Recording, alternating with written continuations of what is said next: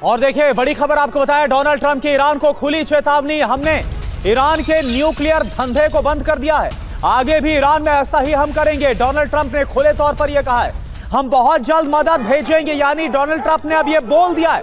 अब कोई इसमें शंका नहीं है कि क्या अमेरिका कोई कार्रवाई करेगा, क्योंकि अब बोल दिया है कि हम बहुत जल्द मदद भेजेंगे। और समझ सकते हैं कि डोनाल्ड ट्रंप जब मदद की बात कर रहे हैं तो वो क्या हो सकता है, लोगों को आर्थिक मदद भी दी जाएगी। डोनाल्ड ट्रंप ने यह भी कहा है प्रदर्शनकारियों से। तो ट्रंप की एंट्री हो चुकी है, ईरान पर बड़ा हमला होने वाला है, इसी के साथ बड़ा सवाल, क्योंकि संकेत दे दिए गए हैं, लेकिन विकल्प क्या है? मिलिट्री एक्शन या एयर स्ट्राइक?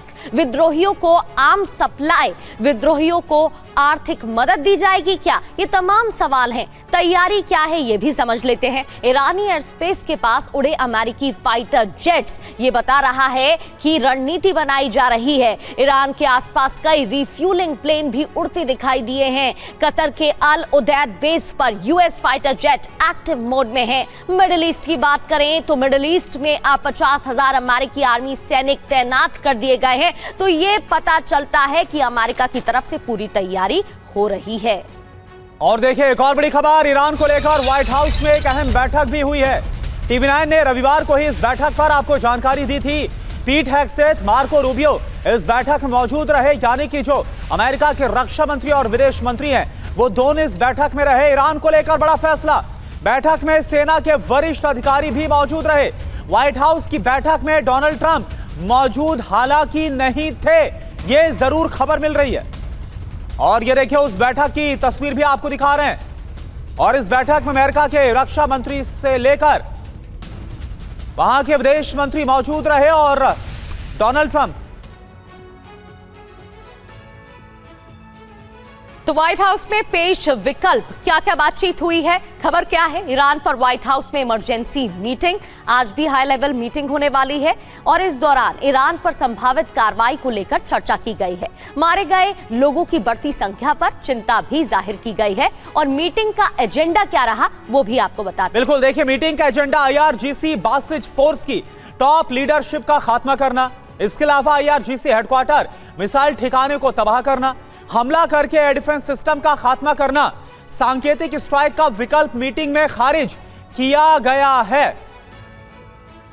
अब देखिए इस बीच एक और बड़ी खबर मिशिगन से, जहां पर मिशिगन से लौटने के बाद ट्रंप ओवल ऑफिस पहुंच गए हैं। ट्रंप को ईरान के मौजूदा हालात पर ब्रीफ किया गया है, पूरी जानकारी दी गई है, सैन्य कार्रवाई के विकल्पों के बारे में जानकारी दी गई है। टीवी 9 के पास ओवल ऑफिस में मौजूद ट्रंप की तस्वीर है, ये देखिए आप, ये तस्वीर हम आपको दिखा रहे हैं। मनीष इस वक्त हमारे साथ है। मनीष, एक बात बताइए, एक तरफ डोनाल्ड ट्रंप का खुला समर्थन प्रदर्शनकारियों को और बयान में यह बोलना कि मदद पहुंचने ही वाली है, क्या माने, कैसे इसको डिकोड किया जाए?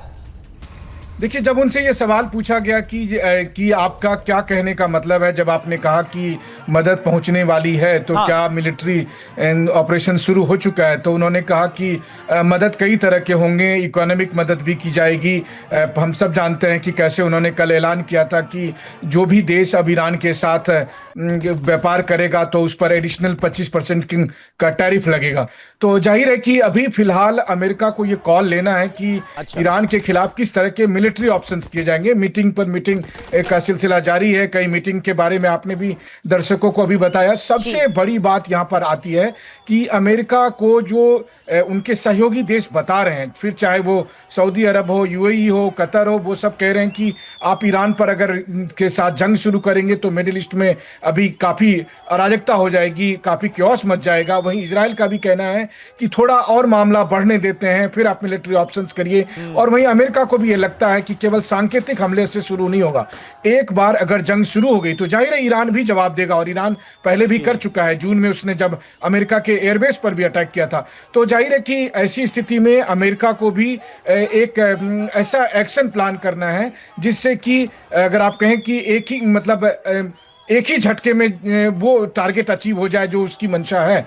और हालांकि वो उसमें कितना सफल होंगे देखने वाली बात है। तो इसीलिए हम दोनों भी पक्ष अपना असेसमेंट कर रहे हैं। आने वाले एक कुछ प्रेशर ये भी तो है, महसा अमीनी के समय में क्या हुआ था, 2022 में कैसे हालात पैदा हो गए थे, और अब जब सुल्तानी को फांसी की सजा का ऐलान कर दिया गया है, सुना दिया गया है, तो उसके बाद भी तो उग्र हालात बन सकते हैं।